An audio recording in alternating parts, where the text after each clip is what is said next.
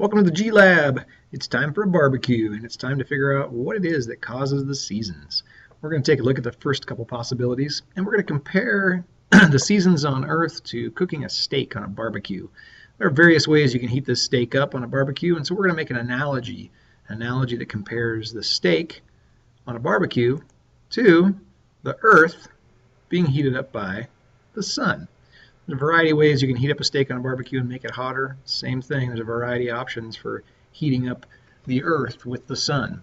Scientists are pretty sure it's the sun that actually causes us to have heat on the Earth. Yeah. All right. So there are several possible ways you can get this effect to occur. First of all, you could say that the sun maybe gives off more heat energy in June. That would be similar to saying, yeah, you're cranking up the coals on the barbecue. Essentially maybe adding more fuel or making it hotter. Of 8th graders, 11% of 8th graders say that, yeah, I think that's what causes summer to happen. So we'll take a look and see if that's true. Another possibility is that the Earth is closer to the sun in June. Perhaps that's kind of like saying that the metal grate here is lowered down and is a little bit closer to the coals. So is the Earth closer to the sun in June? 73% of 8th graders say yes, it is, and that's why we have summer. The days could be longer during June, and in fact they are, and that would be like cooking that steak, cooking the Earth just a little bit longer, it's going to get hotter. Only about 30% of 8th graders say that's why we have summer. Sun's rays more direct and intense in June. It's a little bit like cutting up the steak and letting the heat get more directly to the parts of the steak that need it. It's a little more direct and intense. About half, a little over half of 8th graders say that's probably what causes the seasons like summer. And finally, the greenhouse effect perhaps is greater in June.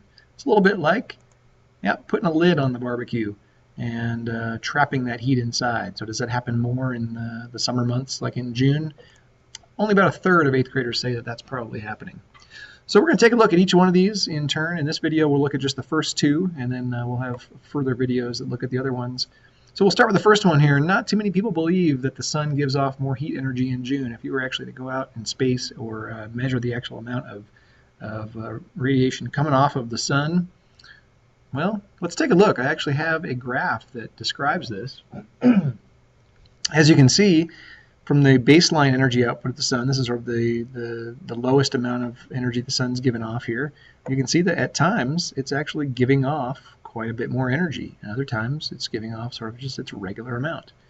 So what does that mean? To me, that would say, well, it looks like summer happens maybe when there's giving off a lot of energy, and winter when there's not as much energy coming off. This seems like a pretty obvious little pattern here. Summer, winter, summer, winter, summer, winter, summer, winter. Right? Yeah. Except we're missing one thing. We're not really sure what this x-axis of the graph is all about. How long is our time frame here? If this is happening once a year, then maybe that would be a good reason to believe that would cause the seasons. So let's take a look at that axis down here, and we find that, during the 1900s, over this century, summer, apparently, at least caused by the sun's energy output, only happened 1, 2, 3, 9 times. Is that actually the case? Does summer occur once every 11 years? I'm going to have to say no, probably not. So this is not really going to work too well. The sun does go through changes and gives off different amounts of energy at different times. However, if that were the case, we'd only have summer every 11 years, which is obviously not the case. So, sun's energy output over time, is someone turning up the coals on the barbecue? No. We're going to have to cross that one off. The sun is not giving off more heat energy in June. It does go through cycles. 11-year cycles seem to be pretty common, and also go through longer cycles that are thousands of years long as well. However, it's just not causing the seasons. All right, how about possible reason number 2? The Earth is closer to the sun in June. Is this true? Well, there's one easy way to find out. Look at the sun. Now, don't look directly at the sun, but if you have a filter on your telescope, you can look at the sun. You can actually measure how big the sun is and how big it appears in the sky. If it's closer, it should look larger. If it's farther away, of course, it should look smaller. In fact, to the point where it's just a little tiny point. And in fact, that's what a star is. It's just a sun, maybe just like ours, that is a long, long ways away. So, by looking at the sun, we should be able to tell how close it is. Is it actually closer in the summer? Well, in class, we took a look at 4 different pictures of the sun taken at 4 different times, and we made a quick little table here with the date and the sun's diameter as we measured it from these photographs of the sun. And here's what we found.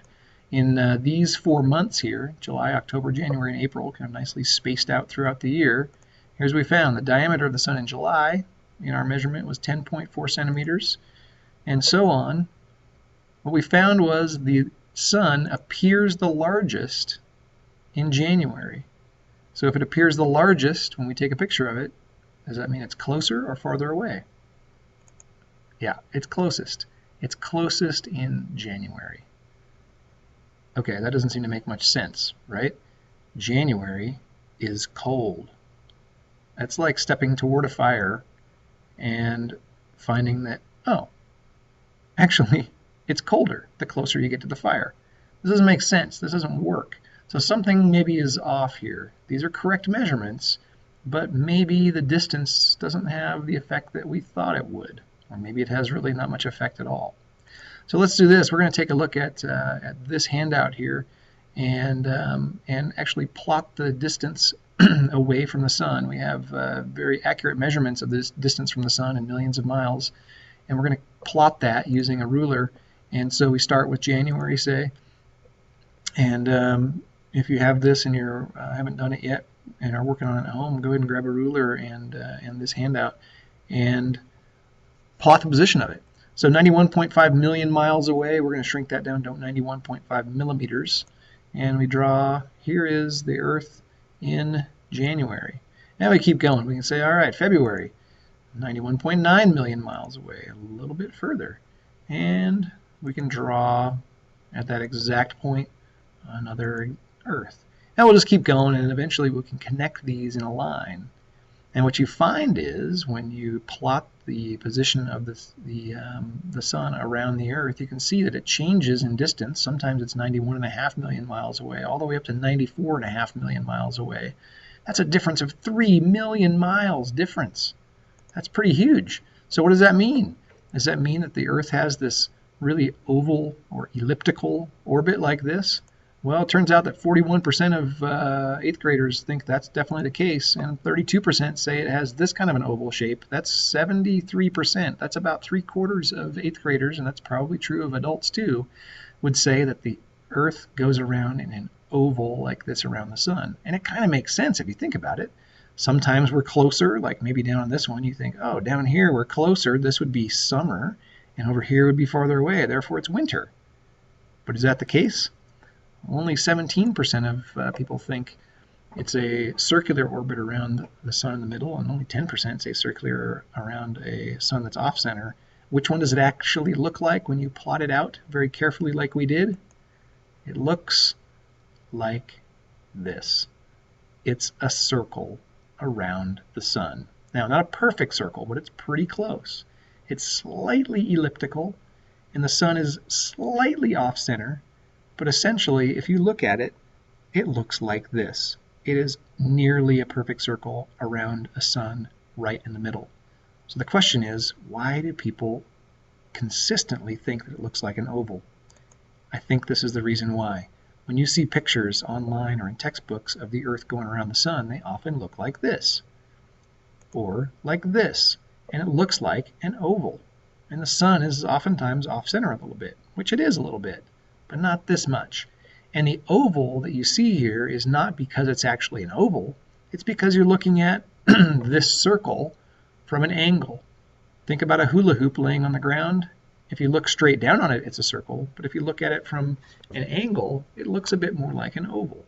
And so when artists draw the sun and the Earth system as we're moving around, they draw it from an angle because it looks cooler and it enables you to show things like the tilt and various other features as well. So the reality, the Earth goes around, orbits around, it revolves around the sun. Its revolution is a near perfect circle with the sun pretty darn close to the center. Not perfectly circular, slightly elliptical, but pretty darn close. And when is it the closest? It's closest in the winter by 3 million miles. 3 million miles sounds like a lot, but 3 million miles over 94 million miles is really only about 3% closer. That's not much. That's like taking a tiny little step toward a campfire, and thinking that it's going to make a difference. Maybe moving an inch closer if you're standing several feet away. Just not going to make a difference. Not to mention, when the Earth is closer to the sun in the winter, it's actually colder. So, what can we conclude? We know the sun doesn't give off more energy in June, and the Earth is actually farther away from the sun in June. So that cannot be causing the seasons. That little 3 million mile difference is just not enough to make a difference, and not to mention the fact that when we're closer, it's colder. First two reasons, we're crossing them off. Stay tuned, we're going to get to the next three in the next video. We'll see you then.